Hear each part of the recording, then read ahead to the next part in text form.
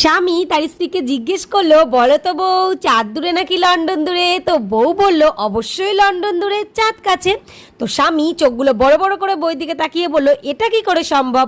বউ হেসে বলল, আমি রোজ চাঁদ দেখতে পাই, কিন্তু লন্ডন তো দেখতে পাই না।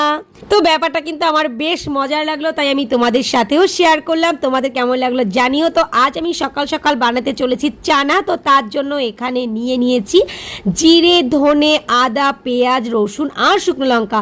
তো সমস্ত মশলার একটা ভালো মিহি পেস্ট করে নিয়েছি, আর নিয়ে নিয়েছি একটা বড় সাইজের পেঁয়াজ কুচি করে।